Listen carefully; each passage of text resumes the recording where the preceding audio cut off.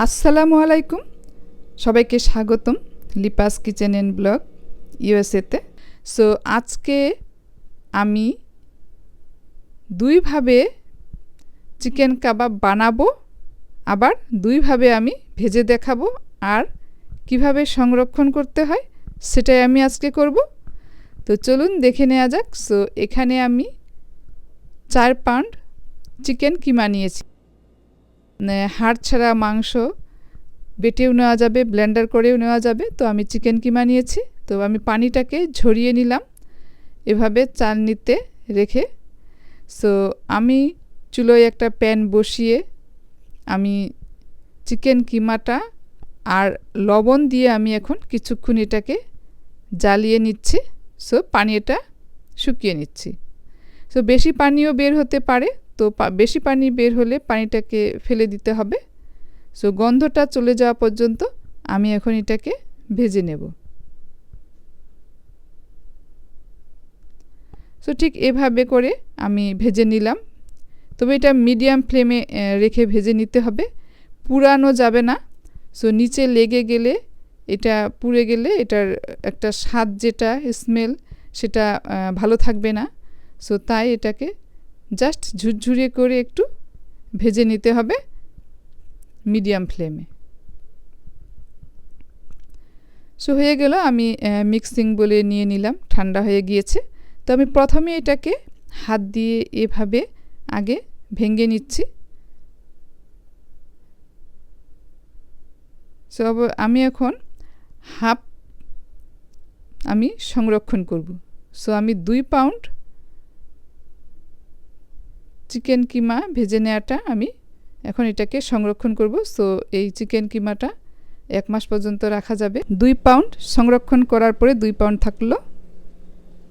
এখানে আমি 1 কাপ পেঁয়াজ দিয়ে দিলাম, 5 টেবিল চামচ বেসন, আর এখানে কালো গোলমরিচ আর আমি জিরে একসঙ্গে বেটে নিয়েছি, মানে গুঁড়ো করে নিয়েছি। সো আমি এখানে 2 চা চামচ দিয়ে দিলাম। তো ধনিয়ার গুঁড়ো 1 চা চামচ,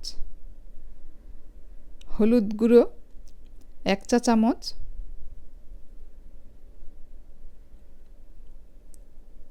গরম মশলা 1 চা চামচ, আদা বাটা 1 চা চামচ, আর রসুন বাটা 2 চা চামচ,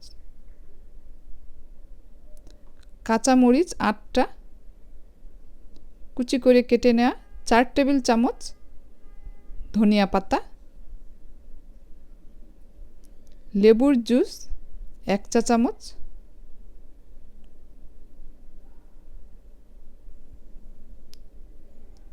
লবণ স্বাদ মতো, ডিম 1টা। আমি 3 থেকে 4 মিনিট এটাকে হাত দিয়ে ঠিক এভাবে মেখে নেব, আর মেখে নেওয়ার উপরে এটা কাবাবটা নির্ভর করবে। সো তাই এটা খুব ভালো করে মেখে নিতে হবে। সো আমি একটু হাতে মুষ্টি করে দেখলাম, সো ভেঙে যাচ্ছে। সো বাইন্ডিংয়ের জন্য আমি আরও দিয়ে দিলাম 2 টেবিল চামচ বেসন।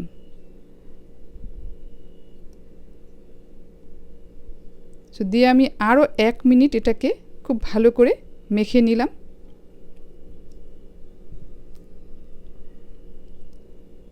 সো মেখে নিয়ে আমি এখন সবগুলোকে ঠিক এভাবে করে হাতে নিয়ে কাবাবের শেপ দিয়ে দিচ্ছি।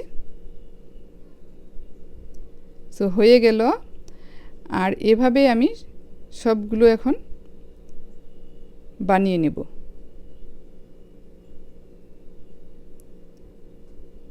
তো আমি আরেকটা দেখাচ্ছি, ঠিক হাতে করে নিয়ে প্রথমে এভাবে একটু মুঠে নিয়ে হাতের তালার মধ্যে দিয়ে, তো এভাবে করে বানিয়ে নিতে হবে।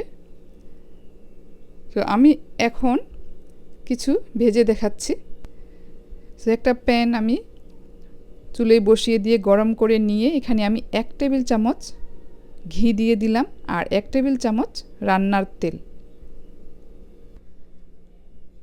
সো আমি এখন কিছু কাবাব তেলের মধ্যে দিয়ে উল্টে পাল্টে ব্রাউন করে দুই সাইডেই ভেজে নেব। ডুবো তেলে ভাজা যাবে না, ডুবো তেলে ভাজতে গেলে এগুলো ভেঙে যাবে। সো এভাবে কম তেলে খুব সুন্দর করে দুই পাশে উল্টে পাল্টে এভাবে ভেজে নিতে হবে।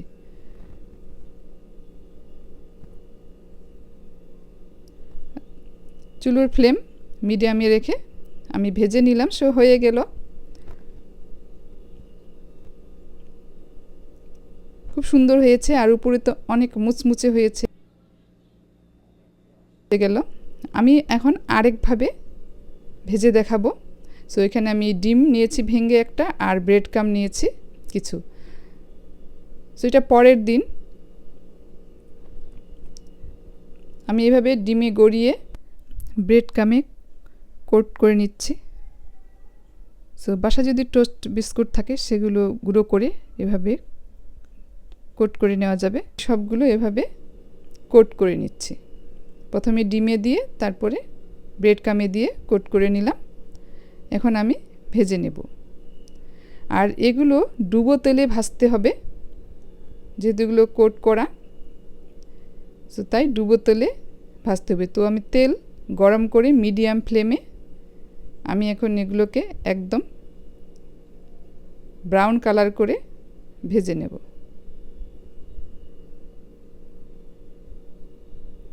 সো আপনারা একবার ট্রাই করবেন, কারণ এটা অসাধারণ খেতে হয়।